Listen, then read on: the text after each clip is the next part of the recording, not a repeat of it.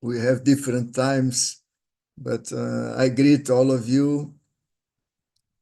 I'm very grateful for this opportunity, Erica, and I would like to start my presentation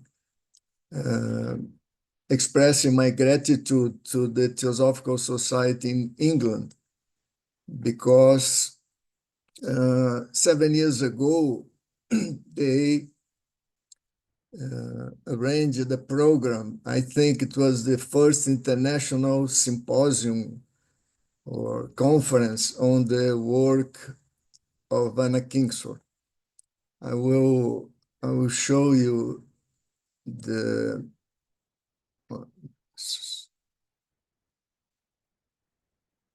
sorry. I'll show you the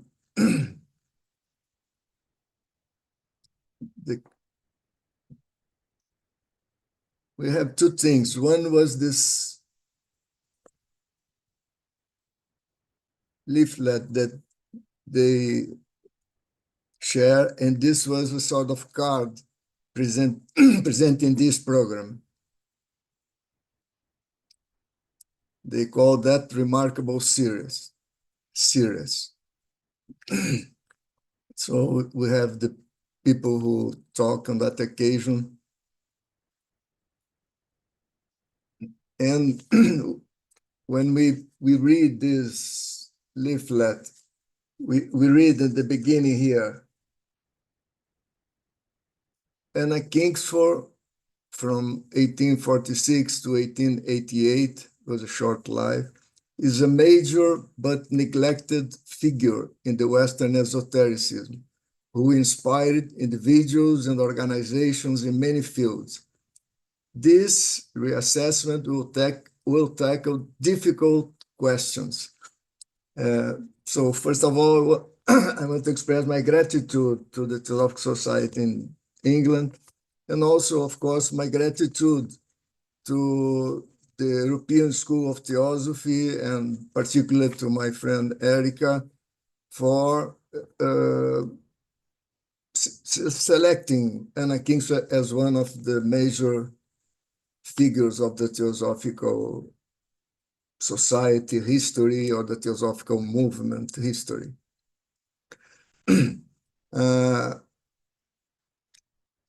If we read these last titles of the last lectures of that occasion, we see the lost leader, Anna Kingsford, and leadership in the Theosophical Society.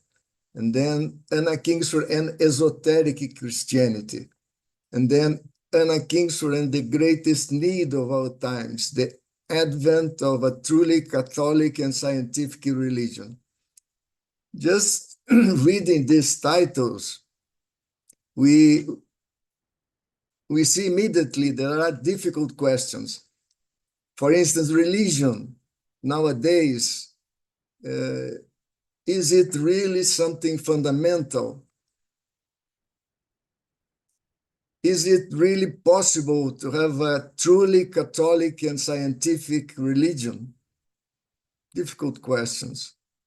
Could Christianity be that?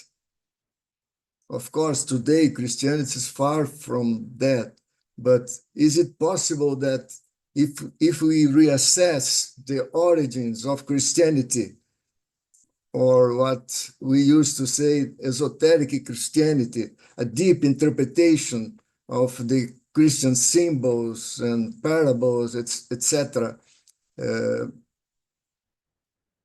is it possible that Christianity, in a way or another, meets that ideal of truly Catholic and scientific religion? So difficult questions as far as I can see. I will comment briefly on these questions. I remember one of the times that I lived and worked at the headquarters of the Theosophical Society in Madras, now Chennai. In one of these occasions, I met Erica there for a good while. But the first time I was there, I remember hearing one of the lectures of Mr. J. Krishnamurti. And of course, you know, he was a very, he was very critical on religions as a whole. But in that lecture, I remember him saying that all civilizations are based on religions, and one religion or another religion. So when we look to our present world, we see that Western civilization is very, very much dominant. So Western civilization has its roots in a way or another from Egypt, from the Mosaic tradition, from the Greek and Roman traditions, and in the last 2,000 years, what we call Christianity, and in the last few centuries, the advent of science. Dr. Anna Kingsford, in one of her writings, she says that actually she used the expression ex oriente lux, which means from Orient, from the east comes light. She explains a little that, and that even Egypt, what the religion, the tradition of Egypt, in a way or another, received important influences from the East, from Orient. Even our languages today, we call them Indo-European languages, like Portuguese, French, Italian, English, etc., etc. So we're not discussing that. From the Orient comes the light. But when we look immediately, the last centuries and the last few thousands of years, we see that the Western civilization was created, and in the last centuries, it becomes a very, very dominant influence in the world. So just to give you a small idea, I brought this phrase from Albert Einstein: science without religion is lame, and religion without science is blind. It was an article he wrote in 1940s, Science and Religion. Of course, it's just an example. Albert Einstein was somehow a spiritually minded person, if I can use that expression. But he was also a great scientist, of course, one of the greatest from last century.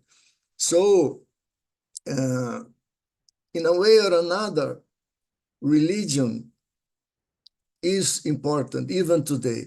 If we look to Western civilization, we'll see that in the last centuries, it has, or perhaps even last 1,000 years, even more than that, Middle Ages, and now the modern age, it has two big influences today. One is still with religion, and particularly the Christian religion, and the other is science. I'm a social scientist. I have been studying the consciousness of the population, social, political consciousness. And to me, it's an obvious scientific fact that the elite of our days, of the 20th century and the 21st century today, the elite is mainly influenced by what we call modern science. When we go down this pyramid of levels of consciousness, we find that then religion starts to be something important, and etc. But when we go to the elite, the people who really influence and model the patterns, the values, and the institutions, main institutions of our time are scientific. they call themselves at least scientific minded. These people, if you don't present the things in a scientific model, they will not pay attention. The elite. Well, I have a book on that. It is free on my site, but that's not our subject today. I'm just saying religion is still something very important. Well, now we are commemorating 150 years of the Theosophical Society. So people like myself, of course, we are very grateful for the existence of this movement. And therefore, of course, we are very grateful to Madame Blavatsky. So I will somehow introduce the presentation of Anna Kingsford with a small quotation of a text that Madame Blavatsky wrote when Anna Kingsford died. This text is in this site that I will present briefly to you. So I will read the quotation from this obituary written by Madame Blavatsky. Mrs. Kingsford's field of activity, however, is not limited to the purely physical, mundane plane of life. She was a medical doctor, so Madame Blavatsky says her field of activity was not only as a medical doctor, etc. She was a theosophist and a true one at heart, a leader of spiritual and philosophical thought, gifted with the most exceptional psychic attributes. See, it's not very common that Madame Blavatsky will use such words about almost anybody. So she continues, Madame Blavatsky, a little more. In connection with Mr. Edward Maitland, her truest friend, one whose incessant watchful care was undeniably prolonged her delicate, ever-threatening life for several years, and who received her last breath. She wrote, in connection with Edward Maitland, she wrote several books dealing with metaphysical and mystical subjects. The first and most important was The Perfect Way or the Finding of Christ. That is the title of the main book by Dr. Anna Kingsford and together with Mr. Edward Maitland.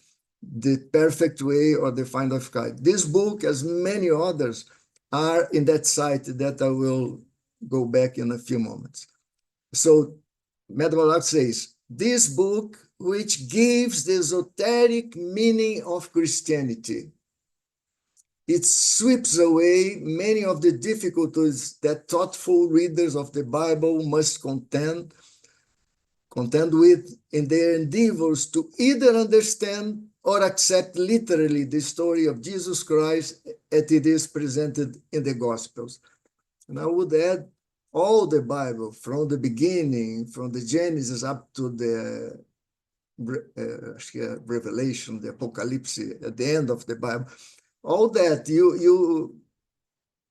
all students of the Bible will contend with these endeavors, either understand or accept literally, as the Apostle Paul would say, the letter Q. It is the spirit that gives life. So if we read literally the Bibles of the world, like the Gita, for instance, or the Bible, Christian Bible, if we read these great books literally, we will miss the deep understanding of them. So either we understand so Madame Blavatsky says that the book of Anna Kingsford gives the esoteric and sweeps away this difficulty. It explains Christianity in a way that people with high capacity of intellectual understanding will accept or may accept. Many will not accept anyhow, but some people may accept, even with high intellectual capacities. Okay. So, in second, I would like to thank the European School of Theosophy and my friend Erika, president of the Theosophical Society in Greece, for including, as I said, Dr. Anna Kingsford in this presentation of female figures celebrating this 150 years of the Theosophical Society. I thank you, my dear friend. These thanks are necessary because even today, as I read from this leaflet, a major but neglected figure in the Western esotericism. And this is true also in the theosophical movement, and of course in the world at large, more so. So Dr. Anna Kim is still very little known, not very well known, certainly, even the theosophical movement, let alone the world at large. And so I make a big statement here that this fact may still be relevant to the work of the Theosophical Society even today, as well as to the advent of consistent solutions to the great world problem. That was the subject of my lecture 7 years ago. So since this is a high claim, I beg you to consider this as a hypothesis. I will try in this presentation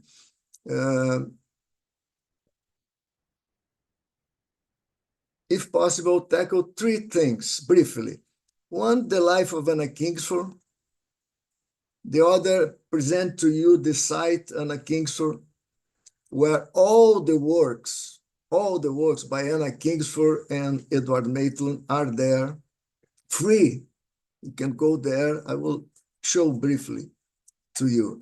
And I would like to end, if the time permits, with a few quotations pointing to the relevance of her message. Of course, I started, as I'm in a theosophical environment, I started with that quotation from Madame Blavatsky, which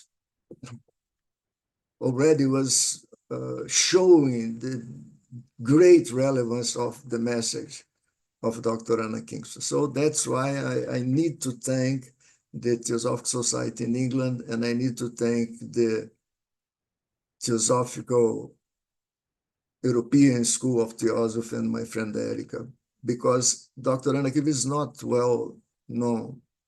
Even today, even the Theosophical Society, more so in the world at large. So briefly, she was born in 1846 in Stratford, England.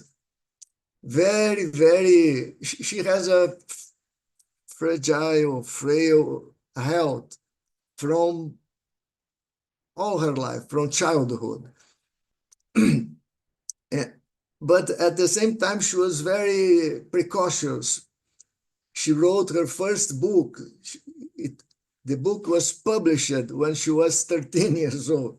Beatrice, The Tale of Early Christians. It's a very interesting book. Not the book that mainly interests us with higher philosophy, but it's a very interesting book if you consider that it was written by a child. In 65, the letter of her father.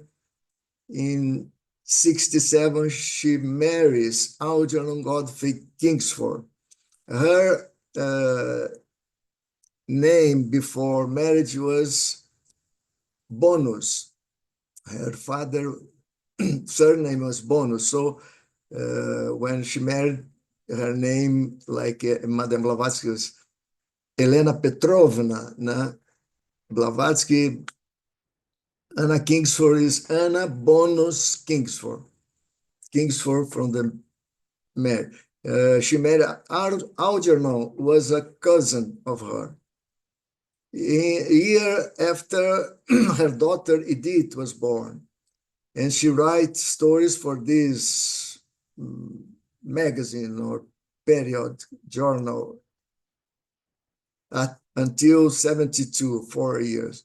In 72, she owns her own paper, which she called the Ladies' Own Paper. Those days, of course, you know, women had very restricted rights. Women could not vote. But for instance, to study medicine, she had to go to France because in England in those days, women were not accepted in the medicine schools. So it was a very different. So she became very well known with his paper, the Ladies' Own Paper. 1 year after that, she begins the study of medicine in London, but was, how we say, individual study. It is not a school of medicine. She was a preparation for one who would study medicine or would be a nurse or something like that, but not a medicine doctor. So in this year, she corresponded with the person that would become her greatest collaborator and greatest friend, as Madame Blavatsky mentioned. In 74, she met this Edward Maitland, and the beginning of their collaboration in esoteric studies, and she begins to study medicine in Paris, not in London. As I said, in London, women could not study in a medicine school. So here in this 1875, they start, she and Mr. Edward Maitland start a 10-year period of dream visions. They were instructed, if I may use that word, to not to speak public, but to prepare themselves, studying medicine, studying in big libraries, etc., and taking notes of their progress in their inner lives without writing or giving lectures, public lectures. So in 1880, she gains her graduation as a doctor of medicine in the Paris. She is considered by many people as the mother of modern vegetarianism. She was very, very strong, and her graduation final work was named the vegetarian nutrition for human beings. The name was, of course, in French, but afterwards she modified a little and published that book. We'll see now in the site. It is complete in the site, free to anyone that wants to know it. It is called, I don't remember exactly now. We'll see in a minute. So in 82, then they started their public work. So if you see, she has only 6 years of public work. Of course, when she bought that journal, she became a public figure in England. But the main subjects were not the main subject of this period now. In this period, when they start giving public lectures that together built this main book of them, The Perfect Way or The Find of Christ. here they are speaking about an interpretation of Christianity that is, in those days, they were great pioneers, like Madame Blavatsky was a great pioneer in so many ways. They and Kingsford and Arnaldo are great pioneers in this esoteric interpretation of the Christian symbols and books. So this, I believe, was her main contribution to the world. Of course, she wrote in other subjects like vegetarianism. She was very strong fighting against vivisection. She used to say, to kill an animal is something, but to torture an animal is something very different and worse. So 1 year after that, she was invited to become the president of the London Lodge of the Theosophical Society. She campaigns against vivisection, as I said, in Switzerland, Scotland, and started this agreement with a peace synod. I wouldn't like to enter very much in that, but at least it's important you to know that in this book, The Perfect Way, although it presented Christianity in a very different and much deeper way, in that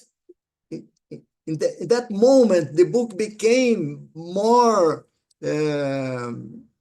debated, more known, because they defended reincarnation. And many people in the Theosophical Society don't know that in the first years of the Theosophical Society, Madame Blavatsky kept silence about this question of reincarnation.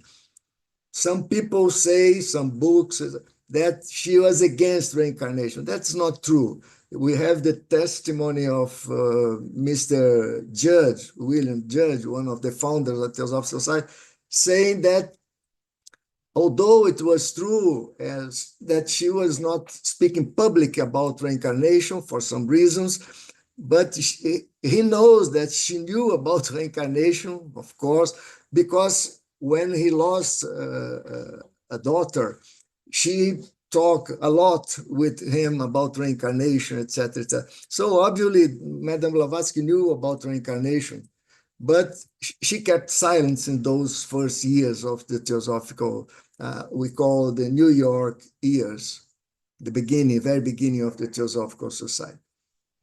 So in 1984, she met for the first time Elena Blavatsky physically and forms the Hermetic Society. This society, again, I won't have the time, I think, to enter into that. But why she starts something different than the London Lodge? If some of you are interested, I may answer in the questions. But now it's important to know that there are disagreements herself with Madame Blavatsky and Mr. Synod, so that she created a new society that she called the Hermetic Society. But it's important for us to know that she never left the Theosophical Society. If we read the whole obituary written by Madame Blavatsky, and also other books, biographies of Anakin, we come to know that she became a member of the Theosophical Society during all this period of her life until her death. So her health started to get worse. She went to Riviera in Italy for health, but with no avail. In July, she returns to London.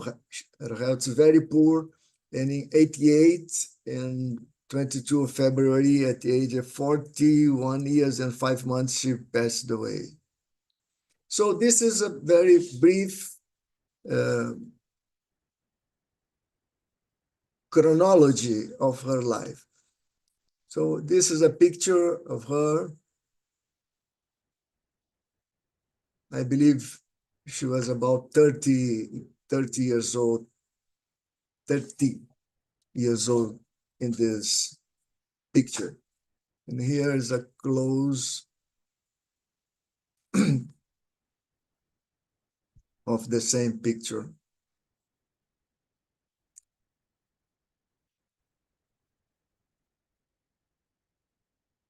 Now, a few biographical information. She wrote books, as Madame Blavatsky said, of greatest insight and value in the field of religious thought and vegetarianism. She was a woman of exceptional talents. I don't have to repeat what Madame Blavatsky wrote. She was what we call a psychic from very early age, being aware of phantoms of the dead, of the physical and spiritual states of the living, and her foresight on impending deaths was always accurate. She soon learned to keep silent about her insights to avoid the inevitable ridicule and disagreeable lectures from the family doctor. So if we, even today, this could happen. Imagine 150 years ago. Both Orthodox Christianity and materialism had only contempt for the spirit world, often persecuting people with psychic abilities. Liberating the human spirit from the deadening clutch of false Christianity and gross materialism was to become the major goal of Anna's life.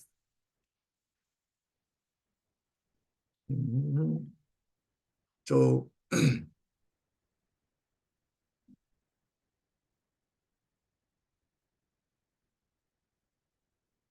Anna was often in contact with the spirit world during her sleep and collaborated with Edward Maitland in writing down what they call her illuminations. During that period of silence, when she had these so-called illuminations, they wrote down, and after she passed away, these illuminations were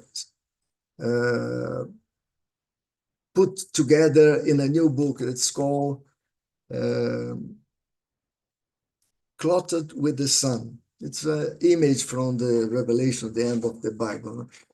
Clotted with the Sun. It's the illuminations of Anna Bonus Kingsford. Just one, as I said, just one quotation or two now about what some people said about this book, The Perfect Way. Now, Reverend G.R. Owsley, this gentleman, this reverend, he is the author of The Gospel of the Holy 12, which is a well-known book. Who had these quotations from Mr. Samuel Hopgood Hart. This gentleman, Samuel Hopgood Hart, was the main continuator of Anna Kingsford and Edward Maitland's work for many decades until his death, sorry. We had a long talk together, Mr. Samuel Hart with this Reverend Owsley, the author of The Gospel of the Holy 12. We had a long letter with some difficulty on account to his deafness. When I told him about my interest in the teaching of the perfect way, he said, in his opinion, it was the brightest and best of all revelations that had been given to the world. In a letter to the magazine Light, he described the perfect way as the most wonderful of all books which have appeared since the Christian era. But he despaired that the world ever receiving it, because the world had always rejected the truth, had always crucified Christ and his doctrine, and would it not do so again? Of this, however, he was sure, the church of the future would be the church of the perfect way. This is one example of opinion.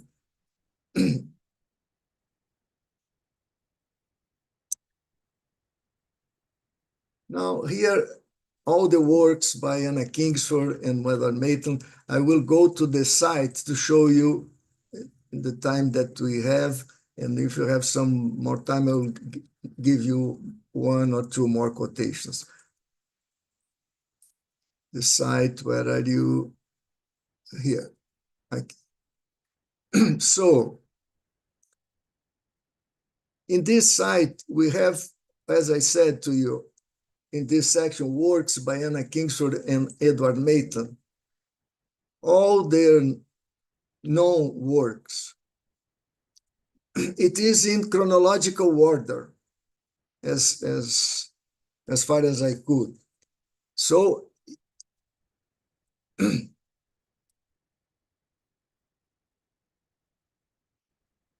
The Perfect Way in Diet, that was the name I was not remembering. It was an adaptation of her final work in the medicine school. And here, if you click here, it's all the books here. So if any of you is interested in this subject, kindly spare some time taking a look of this book. You have the whole book here, free. Many books. This is just one example.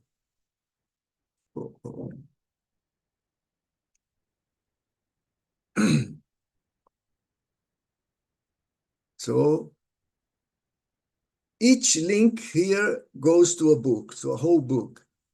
So The Perfect Way, their main book here, the whole book's here, and so on and so forth.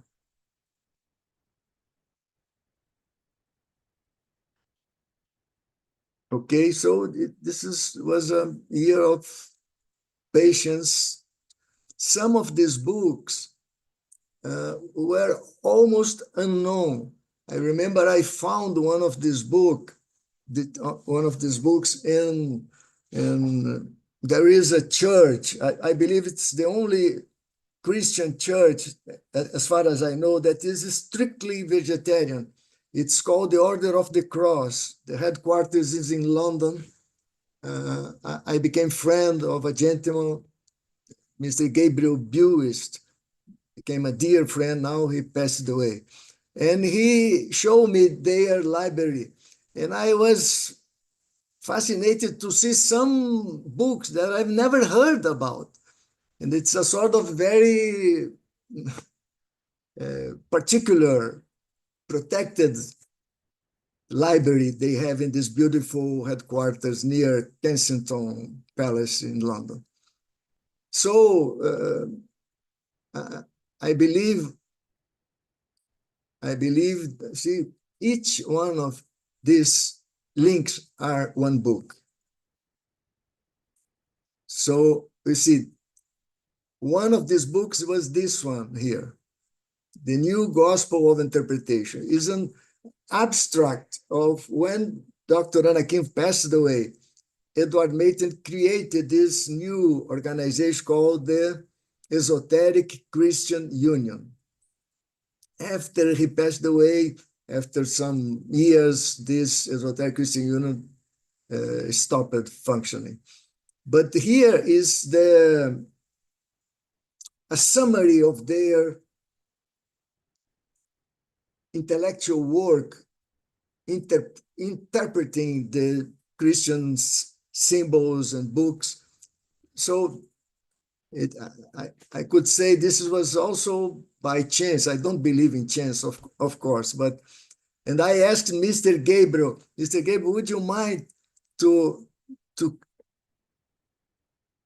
bring this book to home? I was staying in his home, and I will spend the night making photocopies. He had a photocopy in his home, and I did that. I spent many hours photocopying page by page this book.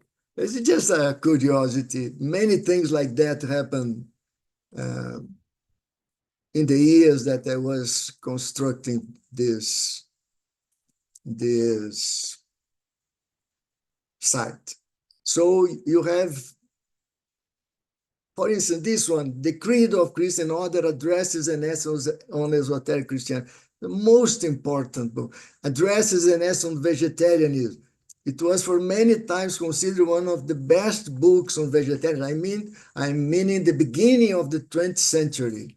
So, and with a scientific background. Okay, so just go back to the sections of the site so that you see. So you have books of biographical information and biographies. You have other related works and materials. Here, probably we have the you see the late Miss Anna Kingsford, this obituary by Madame Blavatsky that I told you. Here you have the whole obituary that was published in her magazine, Lucifer. Well, did we how is the time, Erica, please? I believe we use the 40 minutes, Eric. Is that correct?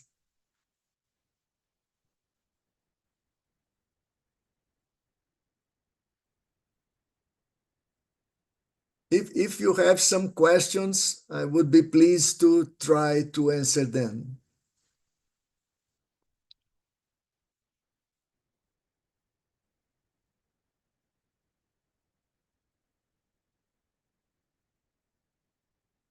Hello, Erica. Hi, Arnaldo. Uh, if